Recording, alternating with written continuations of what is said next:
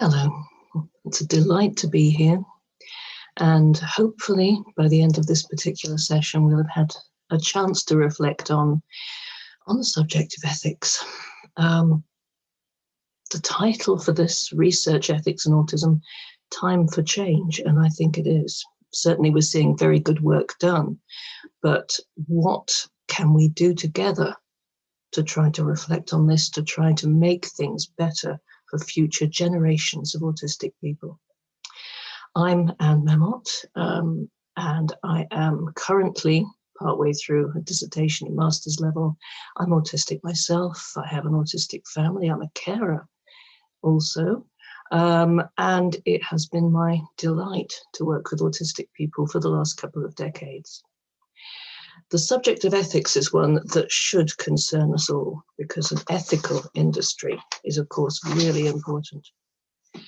I would say that there's a content warning for this, because I'm going to be discussing things that are tough to hear, and there are going to be discussions of actual harms done. So please do look after yourselves. Human rights.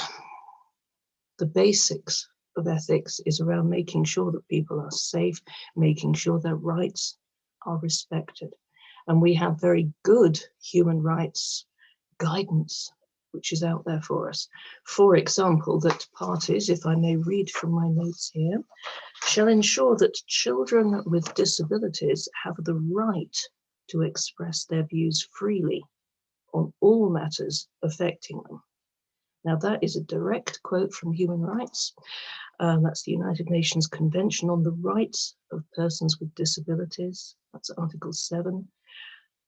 So why aren't we hearing from, for example, children who are autistic, who have been subjected to various different treatments and methods?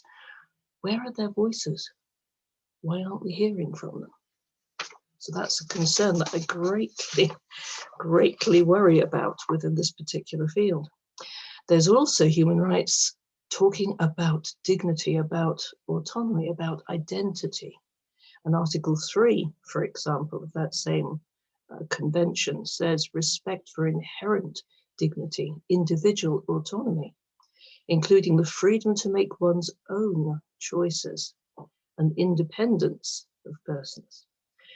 And respect for the rights of children who are disabled to preserve their identities. That is really important. So important, it is enshrined in these principles, and so many countries have signed up to these in some form. And we also have tremendous difficulties around the use of language, because we have this very disabling narrative that goes on, where we're called, well, gosh, there's such a list of the things that we hear ourselves described as, most of them detrimental, most around having deficits, most around having obsessions. You know, we need to think of different ways to reframe that language. And of course, we also have a wider responsibility in terms of medical research. And here we're guided by the World Medical Association Declaration of Helsinki, which says, while the primary purpose of medical research is to generate new knowledge, this goal can never take precedence over the rights and interests of individual research subjects. But yet we have autistic children who are losing pretty much the whole of their childhood, the whole of their teenage years, to what I'm going to describe as normalization enforcement. Day after day, hour after hour, minute after minute of their lives is gone in this constant quest to create a different child than the one that you're actually first presented with. It's extraordinary. I don't know where this originally came from. I mean, goodness me, it's such a strange idea that we should work so hard to make autistic children into something they're not. But we get a lot of this, but think of the bright future where autism no longer exists. Whose bright future? It's not my bright future. It's not the bright future of my family. It's not the bright future of my friends and colleagues. Whose bright future is this? Most do not want to be cured from the information, the research we currently have. Most do not want to be normalized. Most want life to be better. But who on earth is asking autistic people? It's a great mystery. It's also a bit worse than that, because some of the methods that we're seeing where people are being asked to mask, to disguise who they are, being strongly linked to suicide. And we're guided by good research, for example, by Sarah Cassidy and teams. So who is deciding what's good for us? Who is deciding what we should be like? And we see a lot of research now being done around getting us to look like other people. Unless we look like them and act exactly like them, we can't possibly have a good life. Who is defining what's good? Not us. I don't think we're being consulted on this enough, or indeed in some cases at all. So who decides? Which culture are we trying to define this as? There are so many cultures, so many different ways to communicate with one another, to respect one another, to interact with one another. More worrying still, so many of the methods used still result in punishing the children in order to get them to do a particular thing or not do a particular thing. And it is punishment. We're seeing too many systems which are evolving to find more and more sophisticated ways to punish children while pretending that's not what they're doing. For example, the ones that take things away from autistic children and only give them back if the child behaves. Later on, we'll have a little look at exactly what's going on with some of the research for that. But we've also got ways to, I'm going to say, avoid scrutiny, because you end up with this catch-22 situation where autistic people apparently have two different modes. We're either too autistic to be able to communicate effectively and therefore can be ignored, or we're not autistic enough to count and therefore can be ignored. And either way, the only people in the room who matter are the non-autistic people. I find this really difficult to understand. How on earth have we got to a point where we have this alleged subdivision into high functioning and low functioning? What do they mean? I don't think they mean anything. And I think that it is very, very disrespectful to frame pretty much a whole industry around two alleged groups that really don't exist. Positive reinforcement. So much of this is framed as positive in ethical papers or alleged ethical papers, where, for example, we see an autistic child being given a prized possession for a few seconds and then having it snatched away from them. They're not allowed to have control of their possessions. Their possessions must only be allowed as ways to coerce them into further normality. Who has decided this is ethical? When I've asked autistic people, as I often do on social media, there are very few who think of that as a good thing. In fact, it's stronger than that, because most of them have said they would find that traumatic. That is the thing that they have ticked, traumatic, to have that done to them. And yet it's become standard procedure. Who decides? We've also got extremist belief sets. For example, Ivor Lovas and his work, which is still being promoted as excellent by so many people. And he was of the opinion, quoting from him, that you start pretty much from scratch when you work with an autistic child. You have a person in the physical sense. They have hair, a nose, a mouth, but they are not people in the psychological sense. And again, who decides this? Who decides we're not people? There is nothing more serious than saying to a group of people, let alone a marginalized group, well, you're not really people. Goodness me. We've also got the subject of whether we have any insight into our own condition. And I've had this conversation with a number of professionals over the years. Apparently, we have no insight into our disease or disorder or whatever it is we're calling autism at the moment. And therefore, it's much kinder to just do things to us because other people know best. We wouldn't know. Really? Again, where is this coming from? Who has done the work into the ethics of that?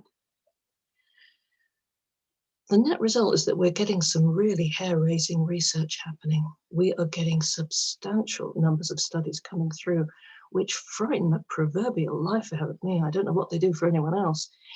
One's, for example, where a well-known university decided to terrify autistic toddlers. They put them in a room, they showed them vampire masks, they showed them giant robotic spiders to see if the children were terrified or not, and if so, what sort of terrified? Goodness knows what that was about. Did they look at adverse harms?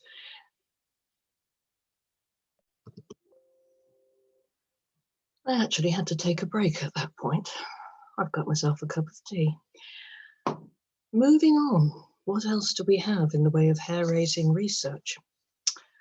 Well, here's one where 30 autistic children were given anesthetic and operated on to take out some of the inside of their bones, and then given stem cell treatment of some description.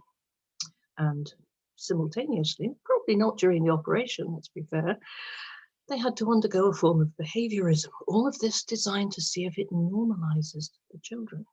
If the children were crying or otherwise distressed, it was described as fussing. I don't know what to make of things like this. To me, that seems deeply unethical. Did anyone ask the children? No, they did not. Who on earth would do that? We should be asking, should we not?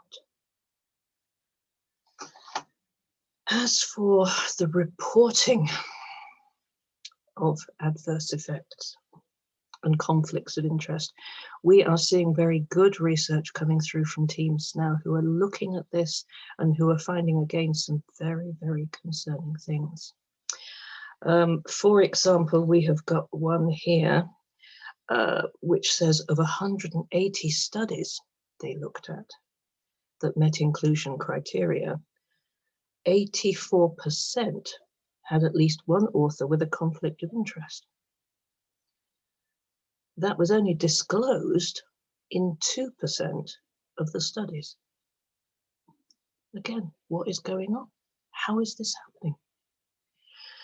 And of 150 reports that they particularly studied, only 11 of them mentioned adverse effects. How can you be doing studies on children, on young people, on autistic individuals, and not be considering adverse effects or long-term harms? Where has the thinking around this been? I see so few studies that make any mention of this. And really, this has got to change if we're to be taken seriously, if we're actually to work towards this goal of improving autistic lives. The thing is, we have so many of these studies that go through that make autism sound dreadful. I mean, goodness me, if I was an ethics committee, I'd probably be thinking, my goodness me, what is this? Autism. Oh, it sounds awful. And it's increasing. They say it's increasing wildly. What can we do? Oh, they have a solution. Their solution is this. And then it will detail some extraordinary thing that's going to be done to children or young people mostly.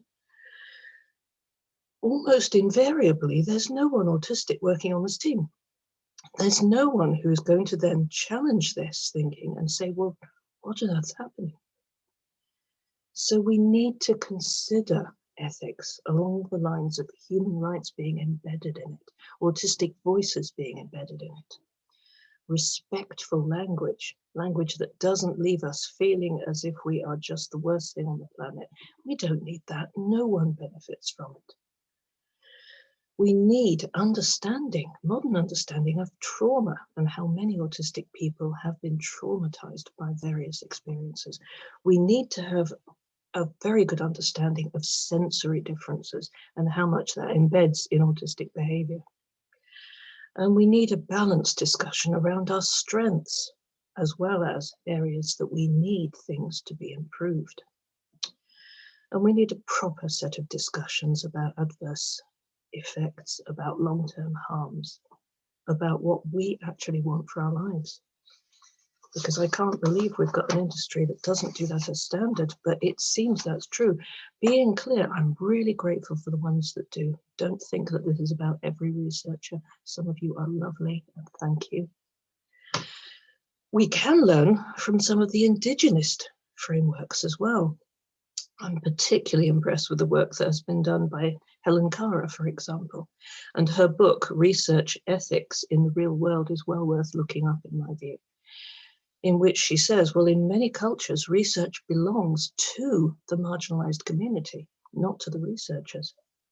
That trust has to be earned. You don't just go in, grab someone's data, and then shove them out the door again. You know, I know it's a little more sophisticated than that, but it's not much more sophisticated. Respect has to be shown for people's different cultures, people's different ways of communicating. Aims have to be agreed. The process is collaborative, and it respects cultural and communication differences. I mean, we have so many autistic people in ethnic minorities, for example, who are very rarely consulted, very rarely put into this particular picture.